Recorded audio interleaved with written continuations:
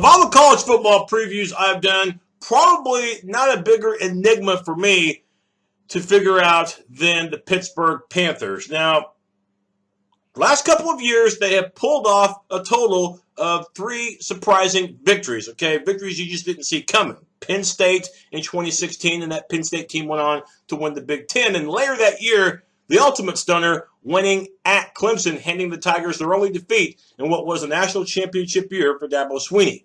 And then last season with the Panthers out of bowl contention at 4-7, regular season finale against a Miami team that was number 2 in the country at the time and was thinking about the college football playoff. Well, Pittsburgh had other things in mind and upset the Hurricanes and did so with a third-team quarterback.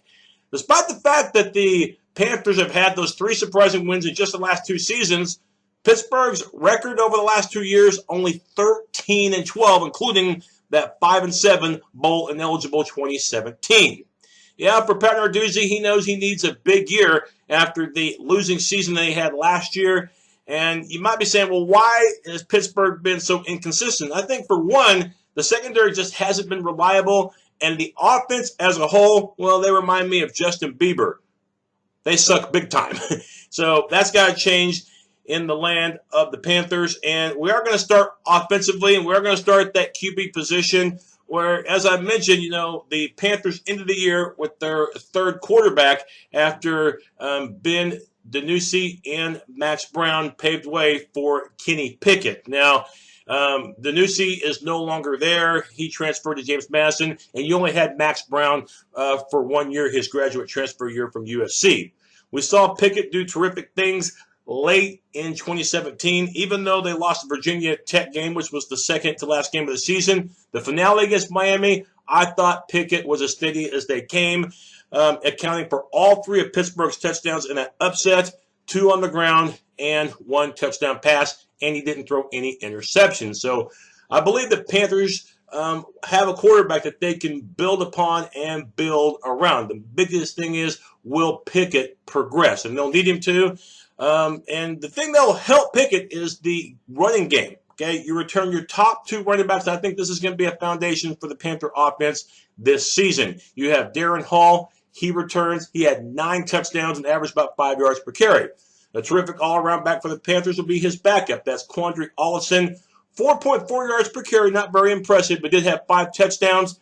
And also, he caught 2 touchdown passes and had 23 receptions. So he is a very versatile running back. A lot of eyes will be on the wide receivers. You do return Rafael, Arroyo, Lopes, who had 43 catches, 531 yards, had a couple of touchdowns, but only averaged 12.3 yards per reception. They'll need him to step up more because of the fact that you no longer have Jester Weehaw, who was the leading receiver for this Panther squad. He was their big threat. Complementing the Panthers as far as the receivers will also be Maurice French, who had 272 receiving yards in 2017. So more production will have to come from those guys. And a lot more production is going to have to come from the offensive line. They were pathetic in 2017 as a whole. 31 sacks is what they gave up, and a whopping 79 tackles for loss. That must improve big time. The pass protection just wasn't there. And to compound the situation, you do lose an all-ACC player, 2-time all-ACC left tackle in Brian O'Neill.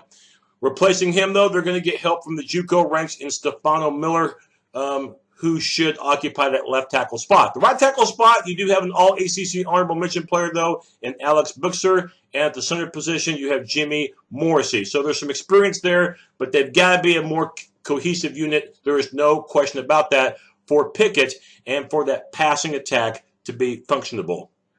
Now, looking at the defense, and this is where the Panthers have to feel good. Got to bring a big smile to their face entering 2018 because, this is a defense that was upper half in college football. Out of 130 teams, 64th in the country in total yardage, giving up just under 400 yards per game.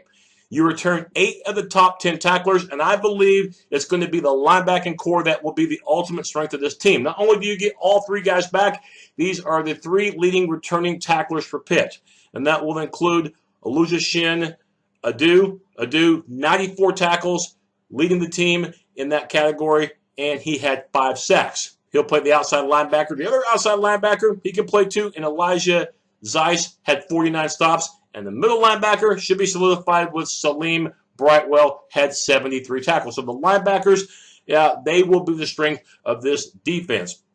The defensive line has to get a little bit more active, only 23 sacks in 2017, but most of the experience does return, and that will include Dwayne Hendricks, a senior who had 21 stops, 5 tackles for loss. Defensive tackle returns also in Shane Ray, so that's going to really help out with the Panthers. So you've got experience in that front seven. The secondary, as I mentioned at the beginning of the show, very vulnerable last year to the big play. They did improve in 2017 from 2016, but still, though, allowing way too much yardage per game. 254 yards per game is what they gave up passing-wise, 106 in the country. Returning at the corner, you've got Dane Jackson, 41 tackles. He had 2 picks. And you also return DeMar Hamlin at a safety position with 41 tackles. Special teams could be a bit dicey. Field goal kicking was not consistent. Only 11 of 19 field goals made. And the Panthers have to replace their 4-year and all-ACC punter in Ryan Winslow. And Quadri Henderson, the reliable return man, he's not there anymore. The schedule, though, for Pittsburgh, we'll get into the ACC part of it later, which I don't think is all that bad. Non-conference part of it, you'll open up with what should be a W against Albany, but the following week, you'll host Penn State. Nittany Lions will be heavy favorites to win the game, despite the fact that Saquon Barkley is now with the New York Giants. The ACC opener, well, it's at home against Georgia Tech and that triple option attack. Following week, an opportunity for a win, perhaps, against North Carolina at Chapel Hill. It's been a Carolina squad that's made a lot of offseason news and not for the right reasons. September 29th, you go to Central Florida in a non-conference game. Keep in mind last year that the Knights were the only undefeated team in FBS football. October 13th, a difficult draw happened to play at the Notre Dame Fighting Irish. But the ACC part of the schedule, not only do you get to play Syracuse in early October, maybe the worst team in the Atlantic Division of the ACC, but you don't have to play Florida State, you don't have to play Louisville, you don't have to play Clemson. So those are big breaks on the schedule. Pittsburgh, if they're thinking about the postseason, they need to get that 6th victory by the time November 2nd rolls around. They need to get that 6th win at Virginia because the last 3 games are going to be in the loss column. Virginia Tech, at Wake Forest, and at Miami to wrap up 2017. The defense will be competitive, and if the Panthers get a bowl bid, it'll be because of the D, because the offense, I don't think is going to be consistent enough. They've got a nice quarterback in Pickett, but he needs a lot of help around him, and I don't think he's going to have enough. Panthers I got finishing 4th because I think they're better than Duke, Carolina, and Virginia, but no way will they finish in the top 3 in the Coastal. That's my look at the Panthers. We'll see you next time.